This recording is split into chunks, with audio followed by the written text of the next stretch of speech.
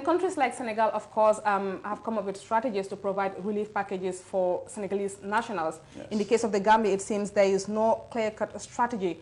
Do you think that the government has any idea on how to go about it? Well, you know, I made a social media post the other day that President Barrow has given us ample evidence that he cannot run this country and he doesn't care about the people who voted for him.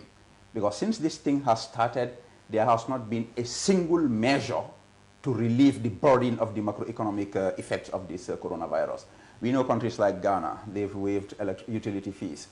Senegal, they have a budget not only for the Senegalese in the country, but outside, but for the diasporans. Don't mind the politics that their ambassador is playing. I don't even know what he was saying because Mandegu Fadara, you know. So Senegal has a budget for people in Senegal. They have a budget for people in the diaspora.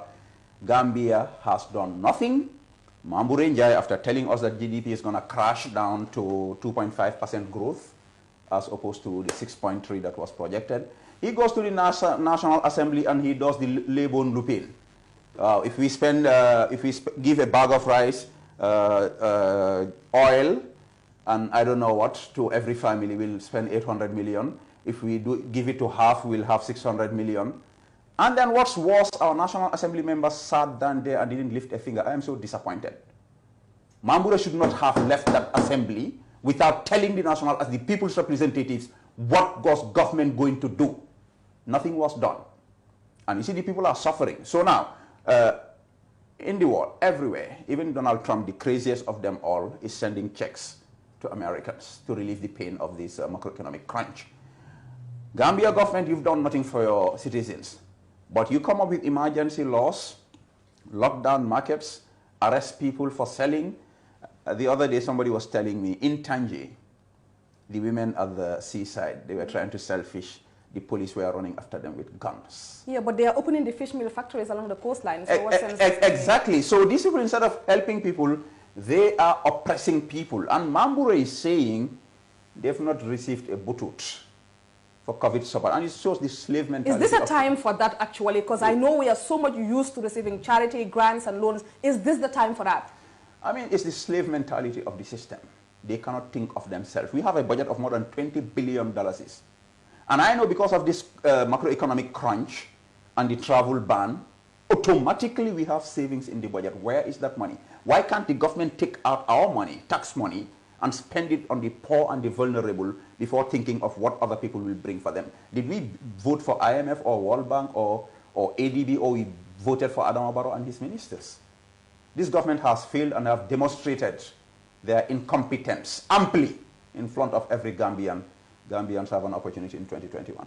I'll not tell them what to do. The economic situation of the Gambia is an open secret. No matter how hard they try to give us what people call paper economic growth or technical economic growth, whatever that means in the in the economic world. What are we looking at, Sabally, if things are not handled rightly as far as economic is concerned? The point is things were already bad before the coronavirus. That's the fact. This government had taken so many missteps in terms of that laughable 50% salary increase that I warned them against. It triggered inflation, forced them to increase the level of burden of taxes on the people, caused us to lose one of the oldest institutions in this country, Julbro. It's because of their reckless fiscal policy that Julbro had to close down. So we had this. Even before coronavirus, a lot of business people had containers unclaimed at the ports because the burden of tax was doubled, in some cases even tripled. And inflation had started rising even before the coronavirus incident came in. So this coronavirus thing only worsened what was already bad. And because of the way they're handling it, the problem is going to be further compounded. Because what governments are doing all over the world is what we call Keynesian macroeconomics. The economy is stagnant, there is a recession looming. You inject in cash, you commit with a stimulus package. America did it, Senegal did it, Nigeria did it, Ghana did it. I mean, I'm not saying our government should plunge $1 billion into our economy. We don't have that. But we have a budget. We have to, government doesn't even have to give money. Just waive income tax on all of you working right now. They can do that. It increases your income. You spend into the economy.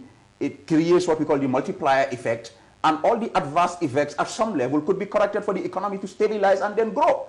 But if you are, and I was, I was shocked, I was laughing when I heard the finance minister in the house. He was saying, in fact, you should applaud us, we have not. Oh yeah, he was actually bragging that it's a joke. It shows that this guy doesn't have a clue what macroeconomics is all about. Even in England, where you have all these fiscal hawks, they came up with a stimulus package. And even those who were pushing for austerity as a school of thought, they applauded their Chancellor of the Exchequer.